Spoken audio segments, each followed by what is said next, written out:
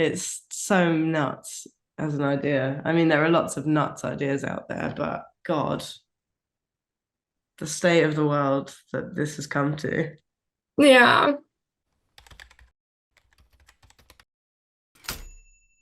Hey y'all, it's Becky here from the Beckosphere, where we talk about climate change and the clean energy transition. If those sound like interesting and important topics to you, then go ahead and click the subscribe button below and ring the bell so you don't miss every single time I post. So I was pulling together a bunch of articles and stuff for my weekly Twitch stream, which is from 8 a.m. to 10 a.m. Pacific Standard Time on Thursdays. If you want to join, it's Beckosphere. But yeah, we talk about climate change there every week. We have relatively consistently done that, even if I haven't been consistent on this channel. So I was looking for different content a few weeks ago, and I happened to find this one.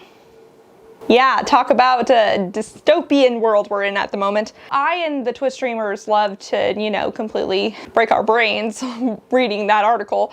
I decided that it'd be even more fun to break the brain of a polar climate scientist. I am Dr. Gilbz, known on the internet as Dr. Gilbz. I'm a polar climate scientist and climate communicator, I suppose. I run a YouTube channel called Dr. Gilbz. Yeah, you're definitely a good climate communicator as well at this point. And you've also had many appearances on different TV shows and stuff explaining all the things that are happening in the polar regions. How's that been? Yeah, unfortunately, you know, us polar climate scientists are being kept in business by what's going on in the polar regions and just generally more worldwide with climate change. So unfortunately, I end up doing quite a lot of news appearances talking about a very wide variety of different climate impacts. Yeah. So today we're talking about Greenland, which has been in the news recently for more and more melting, but that doesn't seem to necessarily bother everybody. So that is something that we're going to take a look at today. And I will just read this to you a little bit. And you can let me know if you've seen this article before. Have you seen this before? Yes, I've seen this one. Someone asked me to comment on it. Really? Yeah, yeah, they did a piece on it on some breakfast TV show in the UK. And they asked me to comment on how mad it is. Dang it. So I wasn't even the first person to ask for your reaction to it. Well, you're going to have to repeat yourself a little bit. What was your initial reaction when you first saw this? And where did you first see it? Was it the first time when they asked you about it, or had you seen it before? I mean, it's like full postmodern Black Mirror apocalypse. It's so surreal. I can't believe that this is even being considered as a thing. It's so mad. So mad. The idea of shipping glacial ice to the elites to drink in their whiskey is just so bonkers. Yeah, it's totally bad. And I think it just like demonstrates the complete cognitive dissonance with which people see climate change. It's, oh yeah, don't worry, we can use this to our advantage. We'll just ship some of this melting ice and sell it to rich people. It's so nuts. I can't get over it. It's absolutely mad. Yeah. And also, especially since like, you know, these people are living in Greenland. So what do you think are going through their heads when they're living right near the actual glaciers themselves, where people in like Europe and America who are not living near those glaciers to see the impacts? That distance might make more sense, but when you're right near there and you're still not seeing it, have you been to Greenland? I'm assuming you've been to Greenland. I haven't actually been to Greenland. I've been to Svalbard and I've been to the Antarctic and I've been to Arctic Sweden, but I've never been to Greenland. However, I have had glacial ice in a drink and, you know, it's amazing. It's very special, but it's, you know, you have it when you go out on a trip in the fjord and you've been doing some measurements all day and you pick up a little bit of iceberg that's just in the fjord because it's fallen off a glacier and you chip bits off and you put it in your G&T at the end of the day. But to ship it, it just feels like, you know, that is a very special experience having glacial ice in the drink because you have to be in the place, you have to be really in situ, and to ship it seems like completely contradictory. What I will say about this is that it's probably ice that's they're not like mining ice from the glaciers. This is probably stuff that's fallen off and is just floating around in the bay as a like just generally. So it's not necessarily directly contributing to ice loss. Have you fully read this article before, or did you just get the gist from the other people you were talking to? I have just got the gist, so please hit me with the full details. Okay, so I'm gonna read you some of the article, and then you go ahead and stop me anytime you want to provide some statistics or reaction to it, okay? Okay, great. And we'll also go a little further into why, you know, it's kind of important to care about like the Greenland ice sheet. Because I think that would also help too to hopefully stop someone else's cognitive dissonance about this topic. So Greenland startup begins shipping glacier ice to cocktail bars at the UAE, which is also ironic because that was the location of a recent COP. So it just compiles, you know. Frozen daiquiri, anyone? Drinking a cocktail on top of a Dubai skyscraper may seem decadent enough, but a Greenland entrepreneur wants to add ancient glacier ice scooped up from the fjords to the glass for an ultimate international thrill. Arctic ice harvests ice from the fjords of Greenland and then ships them to the United Arab Emirates to sell to exclusive bars. Using glacial ice in drinks is a common practice in Greenland, and over the years, several entrepreneurs have unsuccessfully attempted to export it.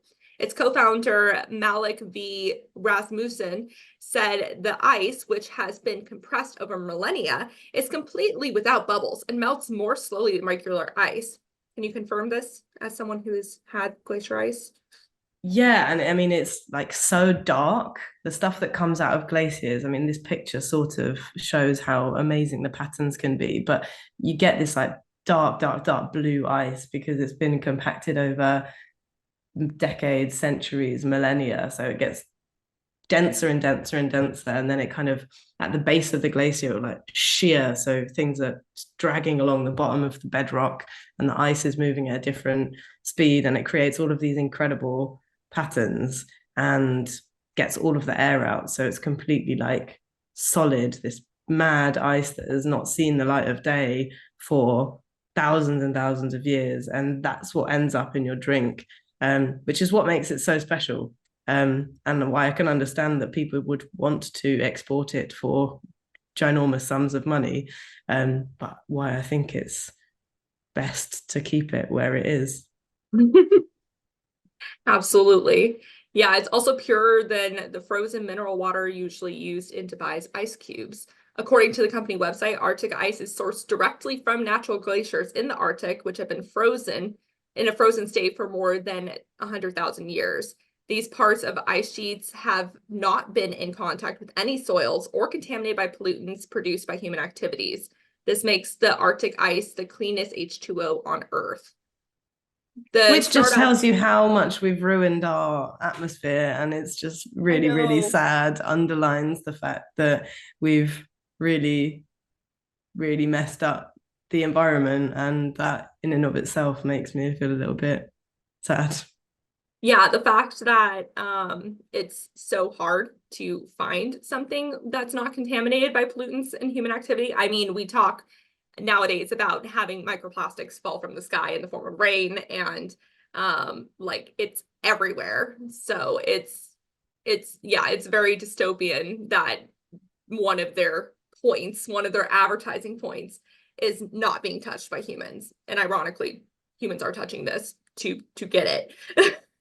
Yeah. Yeah. The startup was launched in 2022, but only dispatched its first 20 metric tons of ice recently.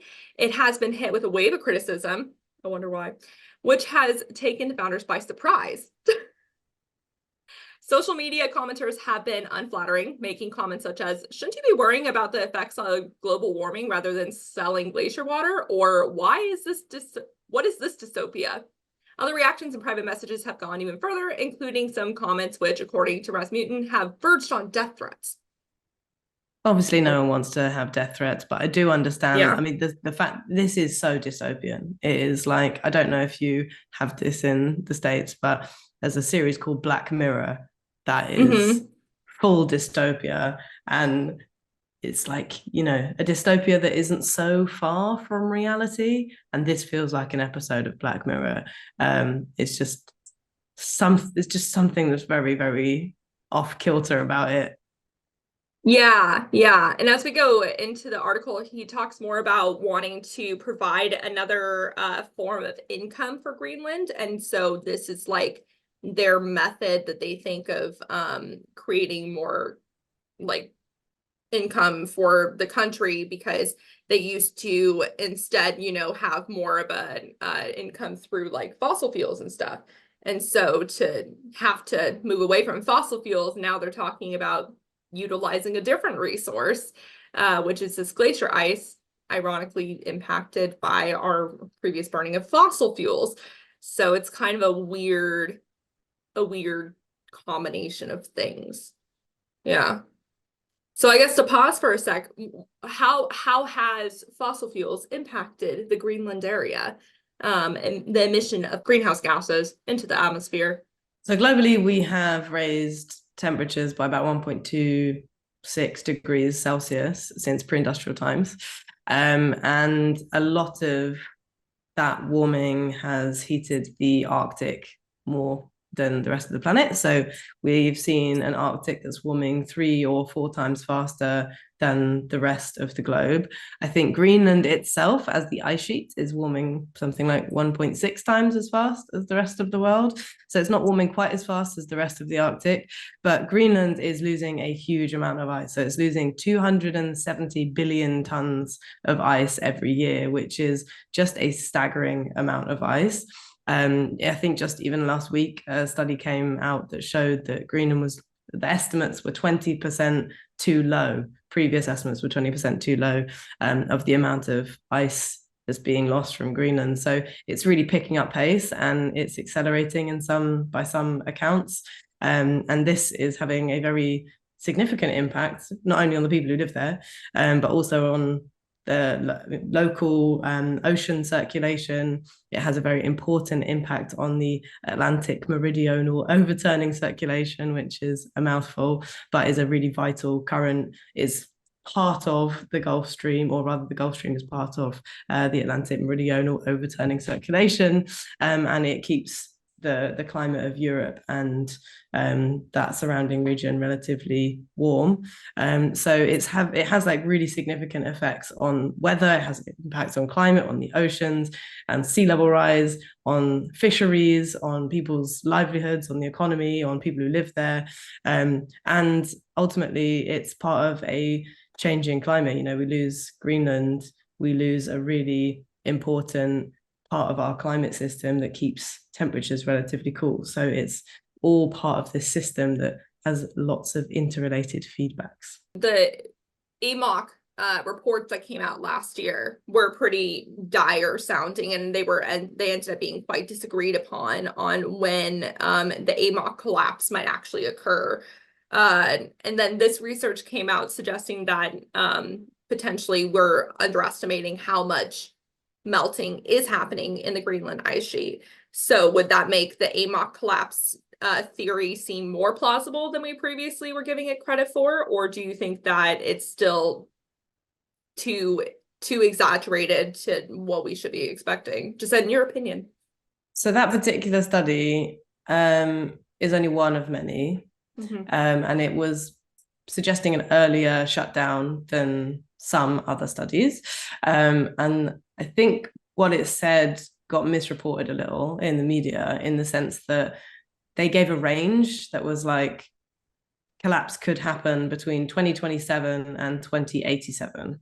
Right. And all the papers went with Amok is collapsing in 5 years. Right. Which was the earliest date that they gave in the whole range. So that was one part of the issue with that one. And I think generally that is seen as a paper that is a little bit, I don't know the specific criticisms because I'm not an oceanographer, but there was criticism of the methodology in some senses. I don't know the details of that. And it's, of course, there's only one paper amongst many. But I mean, if it were to be true, this thing about the Greenland ice sheet melting more than we thought, it could accelerate the slowdown, not shutdown, of the Amok. So it could add more fresh water, which changes the dynamics of that circulation pattern, and which would potentially slow it down, which would reduce its effects, and which would have these consequences. It wouldn't result in a kind of day after tomorrow scenario, but it would definitely have impacts on the circulation for sure. Yeah, yeah. So why do polar regions heat up faster than the rest of the world? So a really big part of that is something called polar amplification, and there are a bunch of different feedback mechanisms in there. One of them is about sea ice. So in the Arctic, we have an ocean covered by floating sea ice, and it's bright, it's white, it's reflective, acts like a mirror. It reflects all of the sun's radiation back to space, keeps temperatures relatively cool. As we lose that ice, it exposes this dark ocean underneath that absorbs more heat, that causes more melting, but it basically raises the temperatures of the Arctic more than it raises the temperatures of other parts of the world because there's no sea ice there. So you have a warming that's much faster in regions with sea ice. That's actually why sea ice regions of the Arctic, so like the central Arctic Ocean, is warming way faster than the Greenland ice sheet, because the Greenland ice sheet doesn't have sea ice. So it's melting, but it's not revealing a dark surface underneath in the same way. What happens on the Greenland ice sheet is they have different feedbacks. One of them is about the height of the ice sheet. So one's called the melt elevation feedback. So as the ice gets melted, it drops its elevation, and lower elevations are warmer, therefore it accelerates melting as it gets lower and lower and lower.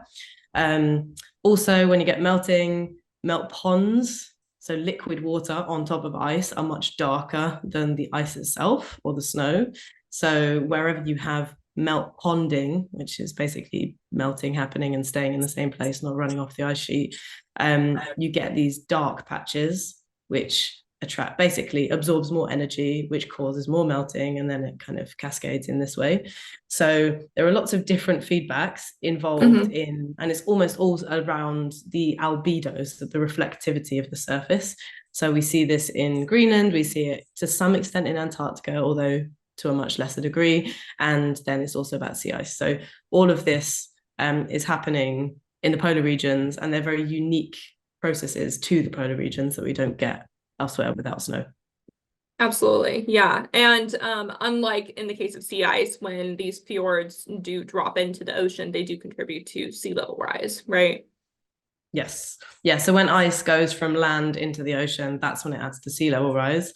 So when you get melting glaciers from the Alps or the Rockies or the Andes or the Himalaya or wherever it is on land, that contributes to sea level rise. Same with ice in the Greenland ice sheet or the Antarctic ice sheet, as opposed to things that are already floating, like sea ice or ice shelves. Yeah, yeah. So when the fjords drop into the ocean, it's not like it's turning into sea ice. They're different things. Yeah. So the company argues, however, that its ice is environmentally friendly and of social value. The fjords around Greenland are usually full of icebergs that have broken off glaciers, which are connected to the Greenland ice sheet. Arctic ice have a specialized boat with a crane attached, and they take it to the Nook Kangerlua. Sorry, I don't know how to pronounce that.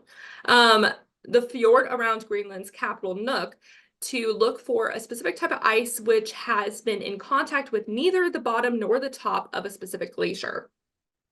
It's very specific. This ice is pure and difficult to spot in the water as it's completely transparent and known locally as black ice for this reason.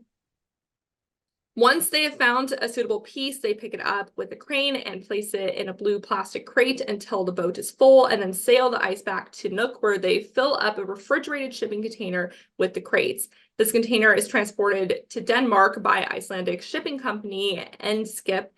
In Denmark, according to the Arctic ice, it is loaded on another ship that takes it to Dubai. In Dubai, the ice is sold by a local distributor, Natural Ice, which already sells other type of ice to Dubai.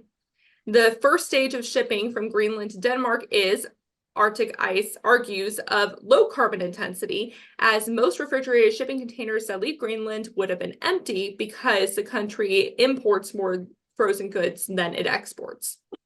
This is like the argument that like the plane was flying anyway.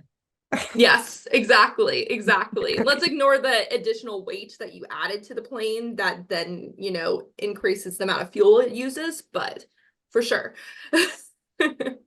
So there's the pathway that ice takes. That's just a Such a long long way for way. ice to go.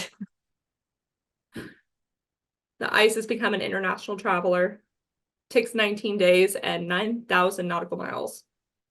It has now committed to become fully carbon neutral. Oh, that's good. The Arctic Ice Company, fully carbon neutral. And once the supply chain has been established and Arctic Ice's carbon footprint calculated, all excess emissions will be calculated and compensated for, either through carbon capture and storage or through emerging technologies that suck CO2 out of the air. So they're doing the usual Great. carbon offsetting thing. Except carbon technologies that suck CO2 out of the air don't really exist at scale yet, unless they're funding the one in Iceland, which is like 1 gigawatt capacity. Yeah. And carbon capture and storage, same sort of deal, but doesn't mean it's carbon negative, it's just carbon neutral. So you'd still have to offset your actual emissions. Yeah, yeah. Have you heard that Europe, that the EU was banning phrases having to do with being environmentally friendly or Basically carbon greenwashing neutral? phrases. Yeah. Yeah, yeah. Yeah. I was kind of shocked by that. Like, I don't know how corporations let them get it through. I mean, I'm just thinking as an American person because that would never happen in America. Yeah, the EU does have a fair amount of power, I suppose, in Yeah. that sort of department. So yeah, I mean it's great, obviously. Yeah, yeah. So I'm glad that they're doing that, but in that way, like this sort of thing would not fly in the EU past 2026, which is hopefully reassuring. It'll be interesting to see the pushback, especially having to do with carbon capture and storage, because that is something that fossil fuel sycophants love, is the carbon capture and storage, because it's a way to keep fossil fuels going. And also, if you capture the carbon, then you can use it for more exploration purposes. Exactly. It's lovely. What a great system. Helping Greenland in its green transition is actually what I believe I was brought into this world to do, Rasmussen Interesting. said. We do have that agenda running through the company, but we may not have communicated it well enough yet. Rasmussen's primary aim, however, is to forge new revenue streams for Greenland, which is heavily financially dependent on Denmark, whose annual grant accounts for 55% of Greenland's budget. To gain more independence, politically and economically, economic growth is vital. In Greenland, we make all of our money from fish and from tourism, said Rasmussen. For a long time, I've wanted to find something else that we could profit from. So that's the Look, fair reasoning. enough, Yeah. like there's a lot of social issues in Greenland and it's not an easy place to live and there's lots of difficult things about living there, I'm sure. But yeah, I mean, they're obviously having to adapt. They're on the front lines of climate change in many respects. They're having to adapt very quickly to a rapidly changing world. And who are we to sit here and criticize?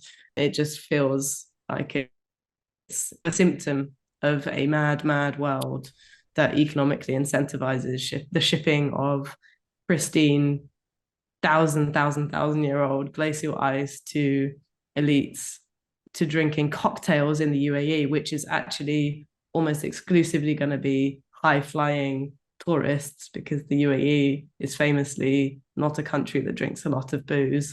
So Yes. it's this like elitist, global elite 0.1% thing.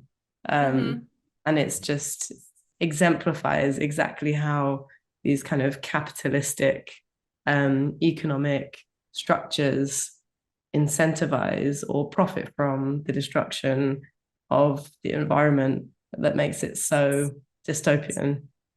It's very Yeah. like puts it all together in one clear example. It's so nuts as an idea. I mean, there are lots of nuts ideas out there, but God, the state of the world that this has come to. Yeah.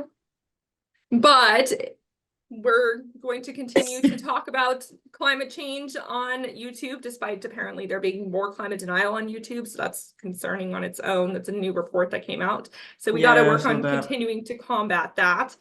And the work you're doing is awesome to try to learn more about these regions and also to spread awareness about it. So tell people where they can find you. They can find me on YouTube at Dr. Gilbz. So Gilbz with a Z, Gilbz. Sorry, Z for an American audience. Why'd you choose to abbreviate your last name that way? So I could be down with the kids. I don't know. It's better than Gilbert. Dr. Gilbert just sounds like my grandfather. So I had to do something. And, you know, I chose it when I was cool and 20. So now I just have to deal with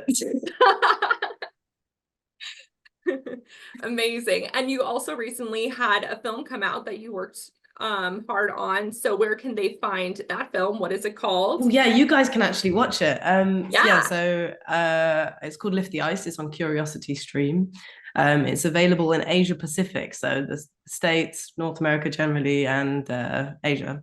Unfortunately not in Europe, which is very frustrating, but it's really good. It's well worth a watch. 6-part series looking at all the incredible things that we can find hidden beneath the ice.